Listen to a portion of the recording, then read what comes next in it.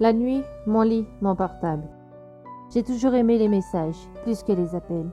Cela me mettait la pression. Les textos, voilà une autre affaire. On peut réfléchir sur notre réponse tant qu'on veut. Ensuite, relire les conversations. C'est pour cela que je me suis acheté un forfait qui me permettait de tapoter les messages des journées entières. En plus, j'avais des gens à contacter. 1h du matin, un texto d'un numéro inconnu. Salut, tu ne dors pas? Ah, salut. Salut. Tu as de la chance que ce soit la nuit où j'ai une insomnie et que je m'ennuie à mourir. Je réponds en souriant. Ben non, je ne dors pas. Mais je te connais? Non, mais bientôt on se connaîtra. Je souris encore. C'est tellement amusant de faire ce type de rencontre.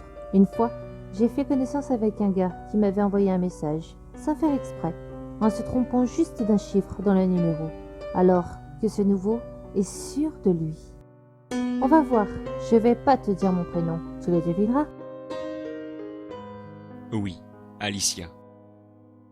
Eh ben, voilà un exploit extrasensoriel. Je suis sûre qu'on se connaît déjà.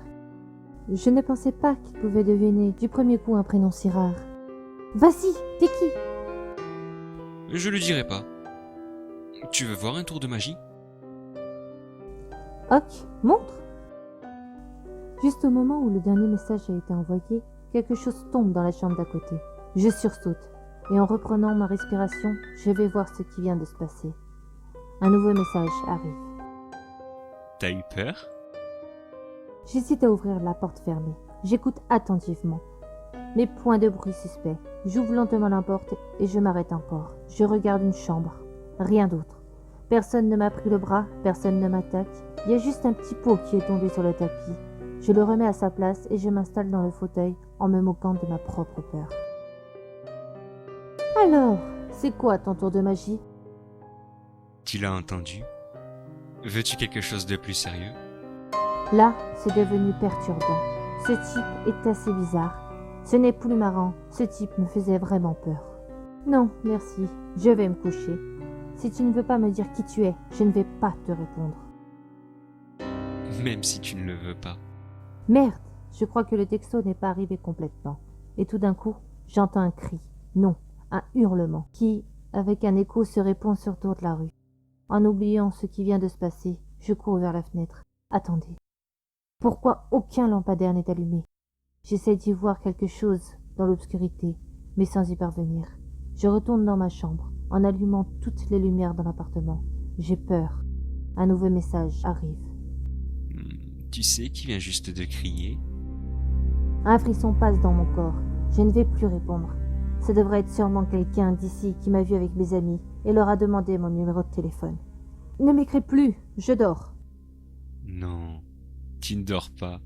Et tu ne dormiras plus jamais. Ce dernier message m'a paru terrifiant. Je décide simplement de ne lui répondre plus rien.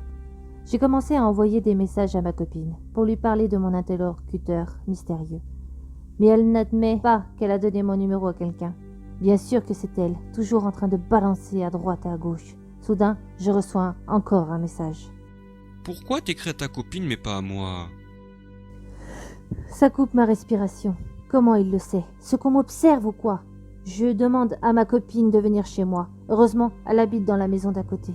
Elle accepte après 2 minutes et j'entends un nouveau message. Ta copine ne me plaît pas. Je dis à ma copine qu'elle fasse attention et que ce serait mieux si elle prenait son chien. Elle m'écrit. Ok, je sors. Je l'attends en me calmant peu à peu. Cependant... Tu veux voir un tour de magie? Putain, je ne veux plus rien, moi. Laisse-moi tranquille. Je suis en colère et terriblement effrayée. Où es-tu, mon ami? Oui, c'est elle. J'entends quelqu'un sonner à ma porte. Enfin, je cours ouvrir la porte en oubliant de regarder dans le judas. Je l'ouvre en disant une taquinerie amicale. Et je me fige avec le sourire sur mon visage. Il n'y a personne derrière la porte. Juste les ténèbres. Mon attention est attirée sur une tache noire sur le sol. Je n'arrive pas bien à le voir. On dirait un sac noir. Je me baisse pour regarder, mais je m'arrête, avec la main tendue. Ma bouche s'ouvre alors que le cri reste coincé. C'est un chien. C'est le chien mort de ma copine. Mon Dieu, qu'est-ce qui se passe? Il n'a plus de pattes. Sa cage thoracique est ouverte et je sens déjà l'horrible puanteur. Je vomis. D'une vitesse sans précédent, je ferme la porte et je la verrouille avec toutes les serrures qu'il y a. J'attrape mon portable et j'appelle ma copine. Pas disponible. Un message arrive avec une joyeuse sonnerie. L'animal ne m'a pas plu aussi. Avec un cri assourdissant, je balance mon portable dans un coin. J'en peux plus. Je me mets par terre et commence à pleurer. Mon téléphone n'arrêtait pas de sonner avec les messages qui arrivaient.